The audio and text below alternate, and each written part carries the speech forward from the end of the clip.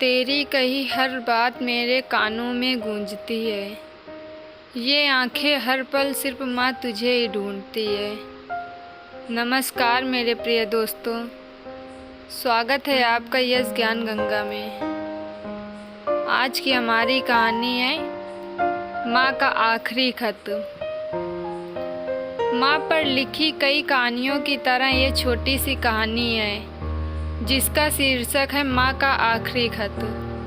आपको रुलाकर रख देगी ये कहानी। इस कहानी को सुनने के बाद अगर माँ से नाराज भी हैं तो ज़्यादा देर तक नाराज नहीं रह पाएंगे।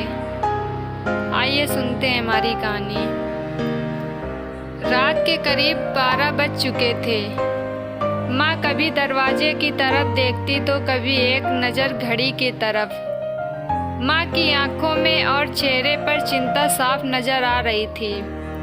थोड़ी ही देर में दरवाजे की घंटी बजी। माँ ने काफ़ी तेजी से दरवाज़ा खोला और सामने बेटे रजत और बहू मानवी को देखकर पूछा, इतनी देर क्यों हो गई? मैं कब से तुम्हारी राह देख रही थी। माँ, मैं अब छोटा नहीं हूँ, तुम मेरी चिंता मत किया करो। रजत घर के अंदर प्रवेश करते ही बोला, बेटा कितना भी बड़ा हो जाए माँ के लिए छोटा ही रहता है। चलो छोड़ो, हाथ पैर धो लो, मैं तुम्हारे लिए खाना लगा देती हूँ। माँ ने दरवाज़ा बंद करते हुए कहा। माँ जी, हम बाहर से खाना खा कर आए हैं, आप खा लीजिए, हम सोने जा रहे हैं। बहू मानवी ने कहा, लेकिन मैंने तो तुम लोगों की पसंद की खीर बनाई है, आओ थोड़ी थोड़ी खा लो। माँ, तुझे एक बार में समझ नहीं आता क्या? तेरी बहू ने कहा ना, हम बाहर से खाना खा कर आए हैं, क्यों परेशान करती है तू जाकर खीर खा ले और सो जा, और हमें भी शांति से सोने दे। माँ अकेले कैसे खीर खा सकती थी और उसे बिना खाए नींद कैसे आ सकती थी?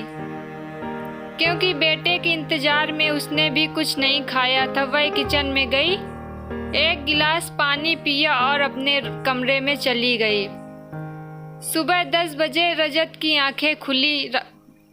बाजू में मानवी अभी भी सो रही थी। रजत हॉल में आया तो लैपटॉप के पास रखी एक चिट्ठी पर उसकी नज़र पड़ी। यह चिट्ठी किसकी हो सकती है, यह देखने के लिए उसने चिट्ठी खोलकर पढ़ना शुरू किया। मेरे लाल, तू सोच रहा होगा कि एक ही घर में रहते हुए ये चिट्ठी क्यों? मैं तुम्हें बोलकर भी ये बात बता सकती थी। हाँ, बता तो सकती थी अगर तू मेरी बातें सुनना चाहता तो। किसी एक्सप्रेस गाड़ी की तरह तू आता है और कुछ ही पलों में निकल जाता है। और वो सब जाने दो, कल तुम्हारा जन्मदिन था, इसलिए मैंने खीर बनाई थी। सोचा कम से कम आज के दिन साथ में बैठकर खाना खाएंगे। मगर मैं यह बात तो भूल ही गई थी कि मेरा बेटा अब बड़ा हो चुका है, तो अपने दोस्तों के साथ पार्टी करके खाना खाकर आया। चलो, मुझे इस बात की खुशी हुई। मेरी दवाइयाँ खत्म हो गई हैं। मैंने कुछ दिनों पहले ही तुझे दवाई की एक चिट्ठी दी थी। अगर वक्त मिले तो वह दवाई मुझे लाकर देना, मुझे थोड़ी राहत मिल जाएगी।